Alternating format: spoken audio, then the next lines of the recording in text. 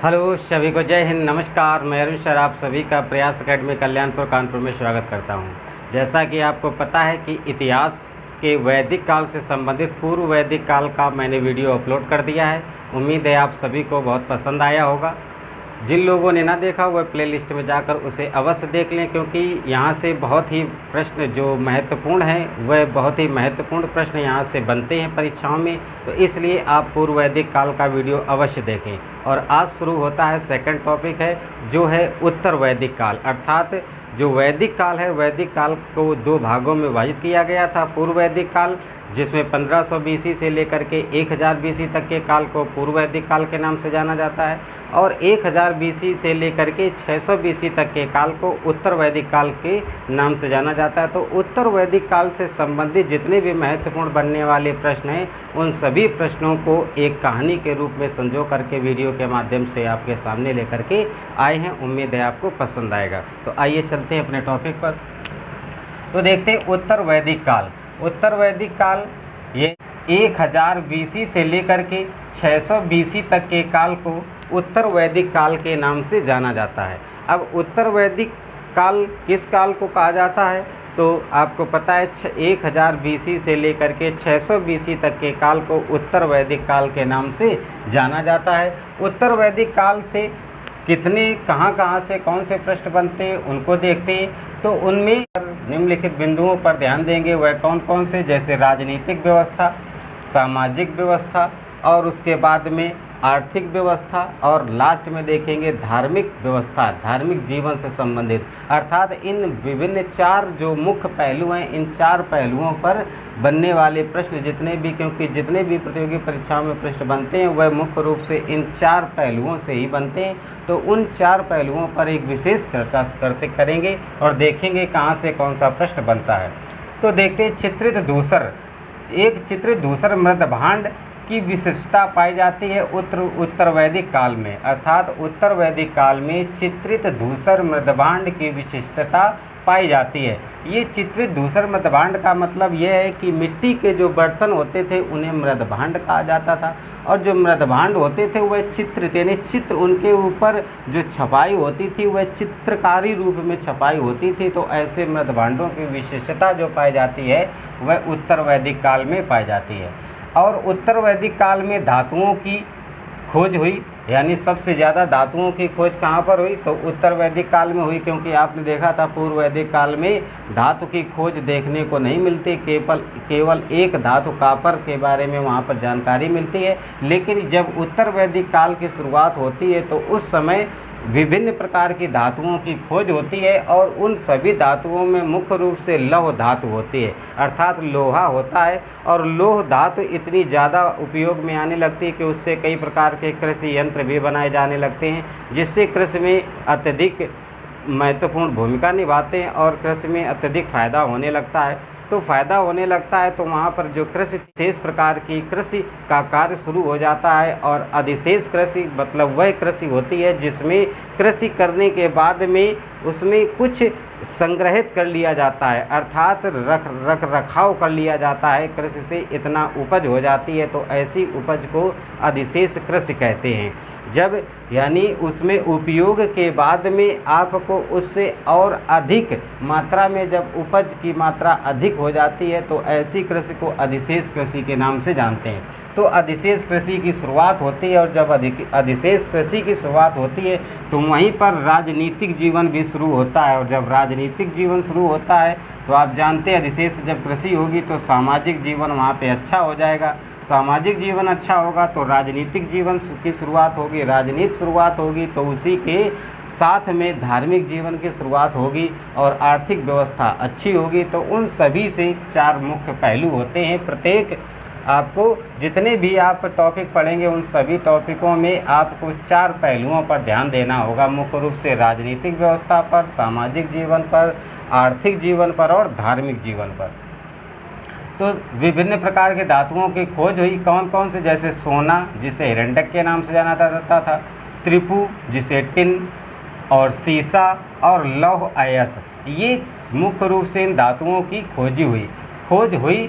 और इन धातुओं ने पूरी व्यवस्था को ही बदल दिया। जो वैदिक काल की, जो आपने देखा था पूर्व वैदिक काल था, वह एक समतावादी था, और उस समतावादी पूर्व वैदिक काल की जो व्यवस्था थी एक सामान्य स्थिति की थी। लेकिन यहाँ पर जब लौह युग शुरू होता है तो एक क्रांतिकारी दौर शुरू हो जाता है और पूरी व्यवस्था जो है वह बदलना शुरू हो जाती है।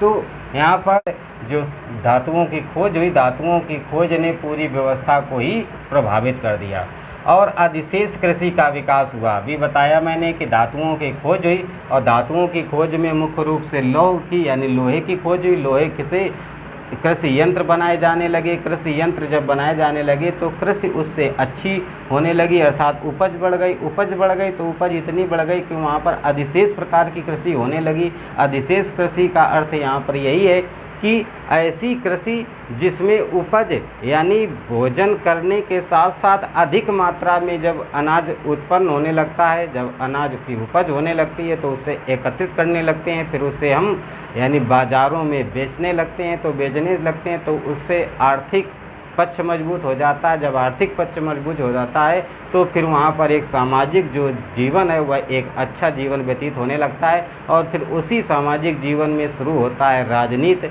और राजनीति के ही मध्य में शुरू होती है आपकी धार्मिक क्षेत्र। तो इन सभी क्षेत्रों का विस्तार शुरू हो जाता है। तो वही कहा गया अधिशेष कृषि का विकास हुआ और आर्थिक विकास अच्छा हो गया। आर्थिक विकास अच्छा हुआ तो आर्थिक विकास होगा तो सामाजिक जीवन अच्छा होगा, सामाजिक जीवन अच्छा होगा तो राजनीति शुरू होगी, राजनीति शुरू होगी तो वहीं पे मद्देनज़र रखते हुए धार्मिक जीवन की भी शुरुआत हो जाती है। तो अब चलते हैं राजनीतिक व्यवस्था कैसी रही उत्तर वैदिक काल में। तो राजा की उत्पत्ति के बारे में उल्लेख मिलता है ऐत्रेय ब्राह्मण में, यानी उत्तर वैदिक काल में राजा की उत्पत्ति का जो उल्लेख है वह ऐत्रेय ब्राह्मण में मिलता है। किसमें मिलता है? ऐत्रेय ब्राह्मण में मिलता है। और जन का आकार बढ़कर जनपद हो जाता है। तो जन का आकार बढ़कर क्या हो जाता है? जनपद हो जाता है। उसके बाद में वहाँ पे जो क्योंकि आपने देखा था कबीलाई जीवन था पूर्व वैदिक काल में, आप देख रहे थे, वही कबीले में से एक भरत कबीला, भरत जन तथा एक पुरु जन, ये दो मिल करके एक नए जन का निर्माण हो जाता है, अर्थात कुरु जनपद, एक नया क्षेत्र शुरू हो जाता है। उसके बाद में तरवुस जन और कीर्ति जन, ये दो जन मिलकर के एक नए क्षेत्र को निर्माण कर देते हैं, यानी एक पांचाल बन जाता है, जो पांचाल जनपद के नाम से जाना जाता है। उसके बाद में राजधानी परिवर्तन होता है, अर्थात राजनीति जो व्यवस्था है यहीं पे राजधानी परिवर्तन शुरू हो जाती है। यहाँ पे राजधानी परिवर्तन होती है। पहले जो थी, जब कुरु यानी जो कबीलाई कुरु के लोग थे, वह कुरु कबीलाई लोगों की जो राजधानी थी वह असंदिवंत थी, जो कि आपकी सरस्वती नदी के क्षेत्र में पड़ती है, विषदंती क्षेत्र में। तो असंदिवंत राजधानी थी। वह राजधानी जो है, ये राजधानी परिवर्तित होकर के इसको हस्तिनापुर ले जाया जाता है, यानी हस्तिनापुर जो आपका दिल्ली उत्तरी दोआब है, दिल्ली के क्षेत्र के दोआब के क्षेत्र को हस्तिनापुर के नाम से जाना जाता है। तो हस्तिनापुर को राजधानी बना लिया जाता है, अर्थात राजनीतिक परिवर्तन शुरू हो जाते हैं। राजा का जो महत्व है, आपने देखा था पूर्व वैदिक काल में राजा का महत्व जो था वह कम था, उसके पास सीमित अधिकार थे, उसको जनता के सभी निर्णय करने के अधिकार नहीं थे, क्योंकि वहाँ पर जो उनकी समाज में जो जन हुआ करते थे उनकी भी सहायता से निर्णय लिया करते थे। लेकिन यहाँ पर राजा का महत्व इतना बढ़ जाता है, राजा का महत्व बढ़ता है तो उसकी और शक्तियाँ भी बढ़ जाती हैं।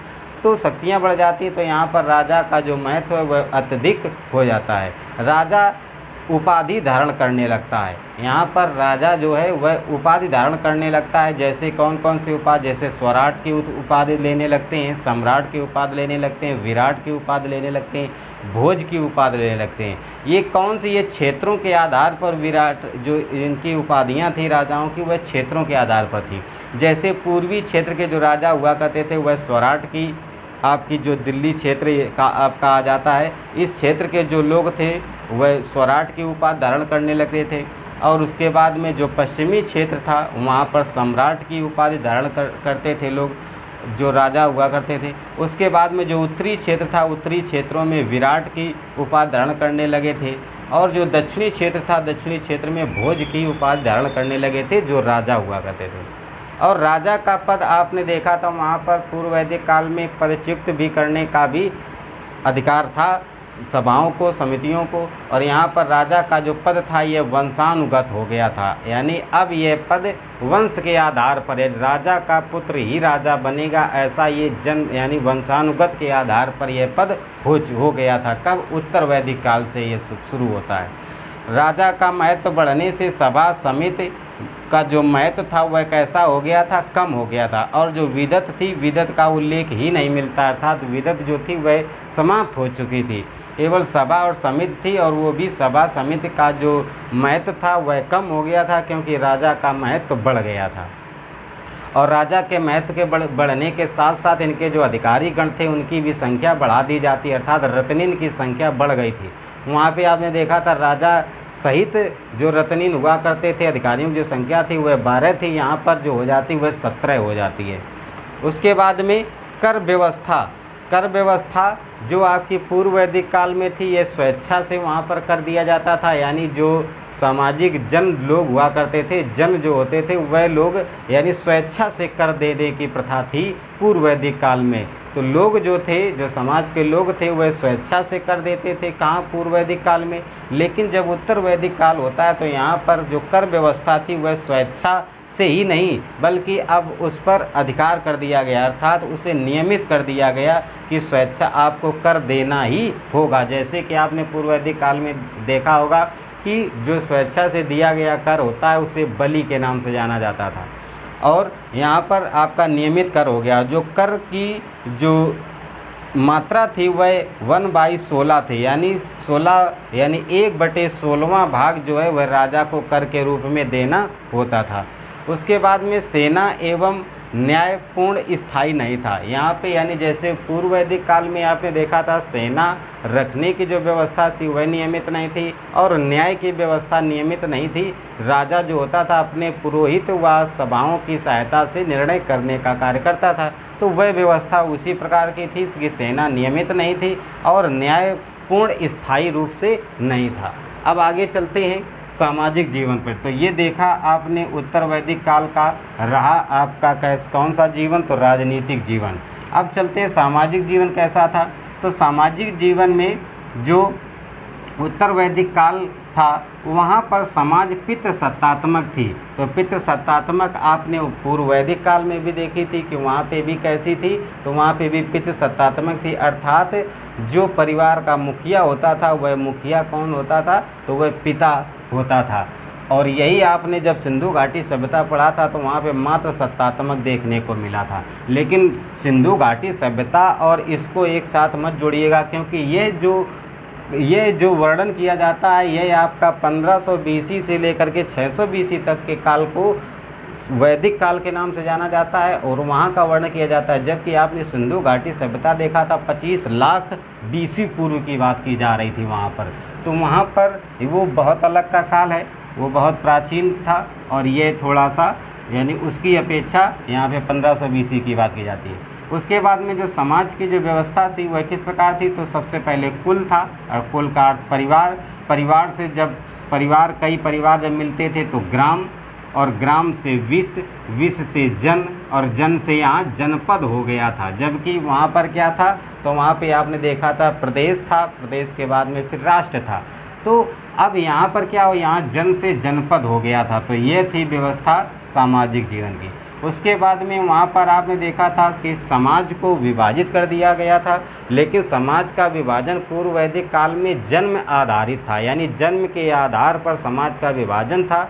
यदि किसी पिता का एक पुत्र यदि वह ज्ञाता है तो उसे ब्रह्मा कहा जाता था, यदि वह बाहुबली है तो उसे क्षत्रिय कहा जाता था, यदि वह किसी पेशे से संबंधित है तो उसे वैश्य कहा जाता था। इस प्रकार से वहाँ समाज का विभाजन देखा था। लेकिन वही यहाँ पर जब उत्तर वैदिक काल शुरू होता है तो उत्तर वैदिक काल में वह जो कर्म आधारित वर्ण व्यवस्था थी उसको यहाँ पर जन्म आधारित कर दिया गया, अर्थात यदि ब्रह्मा का पुत्र है तो वह ब्राह्मण ही होगा, क्षत्रिय का पुत्र है तो क्षत्रिय ही होगा। तो यानी यहाँ से शुरू होती है वर्ण व्यवस्था जन्म आधारित है। और जन्म आधारित होने के साथ साथ यहाँ पर वर्ण व्यवस्था कठोर भी हो चुकी थी। कठोर का मतलब ये है कि एक दूसरे के प्रति मतभेद भी शुरू हो गए थे। तो कहाँ से? उत्तर वैदिक काल से। यहीं पर पूरा दौर शुरू होता है, एक क्रांतिकारी दौर। उसके बाद में उत्तर वैदिक काल में आश्रम की व्यवस्था की शुरुआत हुई, यानी आश्रमों के व्यवस्था की शुरुआत हुई। कब? तो उत्तर वैदिक काल में, जिसका उल्लेख जो है वह जाबालूपनिषद से मिलता है। जाबालूपनिषद से आश्रम व्यवस्था का उल्लेख देखने को मिलता है।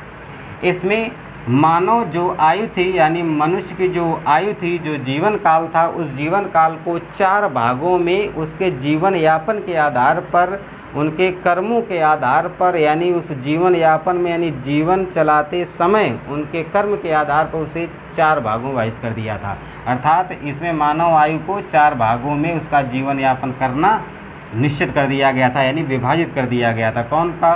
तो पहला था आपका ब्रह्मचर्य आश्रम। ब्रह्मचर्य आश्रम यह वह जीवन काल था मनुष्य का जो 0 से लेकर के, यानी जन्म से लेकर के 25 वर्ष तक के काल को ब्रह्मचर्य का काल कहा जाता था। इसमें ब्रह्मचर्य आश्रम में शिक्षा लेने के लिए जाते थे, यानी इसमें शिक्षा लेने का यह काल था। यह वह काल था जिसमें जो कोई भी मनुष्य होता था वह शिक्षा लेता था, और शिक्षा लेने के लिए उसे उपनयन संस्कार से गुजरना पड़ता था, अर्थात उपनयन संस्कार करवाना पड़ता था। उपनयन संस्कार क्या होते हैं? तो बालों को हटा देना, मुड़वा देना ही उपनयन संस्कार होते हैं। तो सबसे पहले उपनयन संस्कार से गुजरना होता था। उसके बाद में दूसरा था गृहस्थ आश्रम। गृहस्थ आश्रम का अर्थ, इसका जीवन शुरू होता है, जो मनुष्य के जीवन काल है वह 25 वर्ष से लेकर के 50 वर्ष तक के उसके जीवन काल को गृहस्थ आश्रम का काल या गृहस्थ जीवन कहा गया है। इसमें उसे परिवार को बढ़ाना होता था, अर्थात विवाह जो है, विवाह यहीं पे करना होता था। इसी जीवन काल में 25 से 50 वर्ष तक के काल में उसे परिवार को आगे बढ़ाना होता था, यानी अपने कुल को अग्रसर करना होता था। उसके बाद में आपका तीसरा था वानप्रस्थ आश्रम। वानप्रस्थ आश्रम ये वह काल था जीवन का जो 50 वर्ष से लेकर के 75 वर्ष तक के काल को वानप्रस्थ आश्रम या वानप्रस्थ काल के नाम से जाना जाता है। इसमें परिवार से संन्यास लेना होता था। यहाँ पर शिक्षा ली उसने 0 से 25 वर्ष तक, 25 से 50 वर्ष तक वह परिवार गृहस्थ जीवन यापन करेगा। उसके बाद 50 से 75 वैसे 50 वर्ष का होगा तो उसे अपने परिवार से संन्यास ले लेना होता था, और संन्यास ले करके या तो वह बाहर कहीं पे यानी घूमने के माध्यम से तीर्थ स्थलों पर घूमने के लिए निकल जाता था, या फिर अगर वह नहीं वहाँ जाता था तो कुछ लोग ब्रह्मचर्य लोगों को शिक्षा देने का काम शुरू कर देते थे। यानी इस जीवन में लोग ब्रह्मचर्य जो शिक्षा देने, जो ब्रह्मचर्य लोग हुआ करते थे उनको शिक्षा देने का कार्य वानप्रस्थ आश्रम के लोग इस जीवन काल में करते थे। अर्थात ब्रह्मचर्य वाले लोगों को, जो आपके वानप्रस्थ आश्रम के जीवन काल के लोग हैं, वह शिक्षा देने का कार्य करते थे, या फिर वह तीर्थ स्थलों पर भ्रमण के लिए निकल जाते थे। उसके बाद में चौथा जो आश्रम या काल है वह है संन्यास या सन्यासी काल। ये 75 वर्ष से लेकर के 100 वर्ष तक के आयु तक के लोगों को यहाँ पे संन्यास काल से गुजरना पड़ता था। इस काल में क्या करना होता था? इस काल में लोग एकांतवास यानी एकांत, कहीं जैसे किसी पेड़ के नीचे या किसी पर्वत पर एकांत में वास करने लगते थे, अर्थात रहने लगते थे, और वह भक्ति से जुड़ जाते थे, यानी भक्ति में जीवन यापन करते थे, और भक्ति के साथ साथ वह अपने मृत्यु का इंतजार करते थे। ऐसा माना जाता था कि इस जीवन काल के लोगों को एकांत में वास करना चाहिए और प्रभु की भक्ति करते करते अपने मृत्यु का इंतजार करें। उसके बाद में आगे देखते हैं तो उत्तर वैदिक काल है, जो इसकी सामाजिक स्थिति में स्त्रियों की जो स्थिति थी वह गिरावट आ गई थी। यानी आपने पूर्व वैदिक काल में देखा था कि सभा और समिति जो थी उसमें स्त्रियों को भाग लेने का अधिकार था, अर्थात उसमें वह पद अपना प्राप्त कर सकती थी। लेकिन यहाँ जब उत्तर वैदिक काल आता है तो यहाँ पर स्त्रियों की जो गिरावट स्थिति है जो वह गिर जाती है, और गिर जाती सभा और समिति जैसी जो आपकी समूह थे उनमें उनको भाग लेने का अधिकार हटा दिया जाता है, अर्थात खो दिया जाता है। तो स्त्रियों की स्थिति में गिरावट आ जाती है और सभा समिति में अधिकार ख़त्म कर दिया जाता है। उसके बाद में नेक्स्ट बहुविवाह, विधवा विवाह, दहेज प्रथा का प्रचलन था। बहुविवाह यानी एक से अधिक विवाह करने का प्रचलन था, और विधवा विवाह यानी जिस महिला के पति का देहांत हो जाता था तो उस महिला को दूसरा विवाह करने का अधिकार था, कहाँ पर, उत्तर वैदिक काल में। उसके बाद में आपका दहेज प्रथा, तो दहेज की प्रथा भी उस समय चल रही थी। इन सभी प्रथाओं का क्या था, प्रचलन था। लेकिन सती प्रथा, पर्दा प्रथा, बाल विवाह का उल्लेख नहीं मिलता है। उत्तर वैदिक काल में सती प्रथा, पर्दा प्रथा, बाल विवाह का उल्लेख नहीं मिलता है, अर्थात को मिलता है। तो आपने देखा कि स्त्री प्रथा यानी ये सब जो है सती प्रथा, पर्दा प्रथा, बाल विवाह का उल्लेख नहीं मिलता है, अर्थात जो स्त्रियों का जो यह रूप था कि सती हो जाना या पर्दा करना, तो इनका सभी का उल्लेख नहीं मिलता है। उसके बाद में नेक्स्ट, ऐत्रेय ब्राह्मण में पुत्रियों को समस्त दुखों का कारण बताया गया है। यानी ऐत्रेय ब्राह्मण से यह उल्लेख मिलता है कि पुत्रियों को समस्त दुखों का कारण बताया गया, यानी पुत्रियों को बहुत हीन भावना से देखा जाने लगा था, कहाँ पर, उत्तर वैदिक काल में। उसके बाद मैत्री संहिता जो एक ब्राह्मण ग्रंथ है, मैत्री संहिता ब्राह्मण ग्रंथ, तो इस मैत्री संहिता में देखने को मिला है, कहा गया है कि सुरा यानी शराब और पासा की तरह, जैसे समाज में शराब और पासा, जुआ खेलना, ये जो आपकी एक बुराई है समाज में, इसी बुराई की तरह कहा गया है कि स्त्री भी एक बुराई है। यानी सुरा शराब पासा की तरह स्त्री तीसरी बुराई मानी गई है, कहाँ पर, तो मैत्री संहिता जो एक ब्राह्मण ग्रंथ है वहाँ पर इसका उल्लेख मिलता है कि स्त्रियों को तीसरी बुराई मानी गई है। उसके बाद में दास प्रथा का प्रचलन था, कहाँ पर, उत्तर वैदिक काल में समाज की स्थिति थी तो इसमें दास प्रथा का प्रचलन था। और मनोरंजन के लिए लोग वहाँ पर जुआ, शराब, खेल प्रतियोगिता इत्यादि वगैरह करते थे, जो अपने मनोरंजन के लिए उपयोग में लाते थे। उसके बाद में अनुलोम विवाह और प्रतिलोम विवाह का प्रचलन था। अनुलोम विवाह, प्रतिलोम विवाह क्या होता है? अनुलोम विवाह ऐसा विवाह जिसमें उच्च वर्ग का पुरुष और निम्न वर्ग की स्त्री, यदि उनके मध्य में विवाह संबंध स्थापित होता है तो ऐसे विवाह को अनुलोम विवाह कहा जाता है।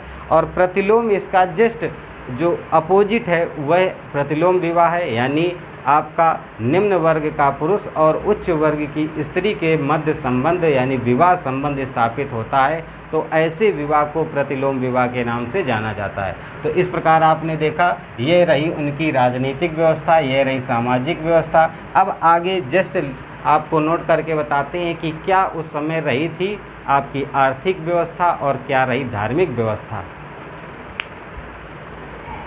आइए आगे देखते हैं कैसा रहा आर्थिक जीवन। तो आर्थिक जीवन उत्तर वैदिक काल का प्रमुख व्यवसाय जो था वह कृषि था, जिसका उल्लेख शतपथ ब्राह्मण से मिलता है। और नेक्स्ट, कृषि में लोहे के यंत्रों का प्रयोग हो रहा था, जिससे अधिशेष प्रकार की कृषि स्टार्ट हो चुकी थी।